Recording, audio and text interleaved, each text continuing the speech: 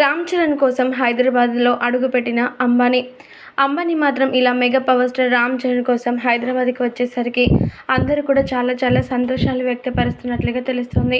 దీనికి సంబంధించినటువంటి అన్ని విషయాలు కూడా ప్రస్తుతం ఎంతగానో వైరల్గా మారుతున్నాయి నెట్టింట. అంబానీ గురించి తెలిసిందే కదా, తను మాత్రం ప్రతి ఒక్క రంగంలో ఆరితేరి ఉన్నారు. ఒక్క మాటలో చెప్పాలంటే తను అన్ని బిజినెస్ రంగంలో కూడా ఎంతో అత్యున్నతమైన ప్లేస్లో ఉన్నారని చెప్పడంలో ఎలాంటి సందేహం లేదు.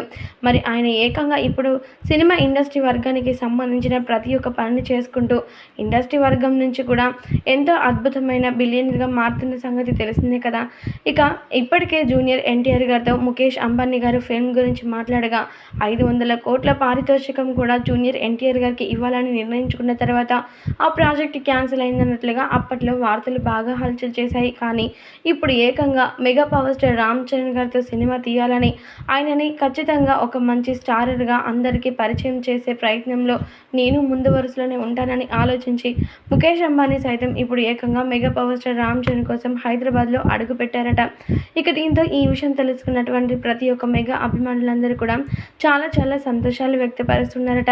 చరణ్ అన్న ఇప్పటివరకు ఎన్నో సినిమాలు తీశారు. అయితే ప్రత్యేకంగా చరణ్ కోసం మాత్రమే ఇలా అంబానీ గారు దిగి రావడం, సినిమా కోసం అడగడం నిజంగా చాలా అద్భుతంగా అనిపిస్తుంది అంటూ చెప్తున్నారట. మరి ముఖేష్ అంబానీ రావడం ఓకే, అయితే చరణ్ని కలవడం కూడా అంతవరకు బాగానే ఉంది. కానీ మరి చరణ్ ఈ విషయంలో ఎలా స్పందిస్తారు అనేది మాత్రం ఇంకాస్త తెలియాల్సి ఉంది.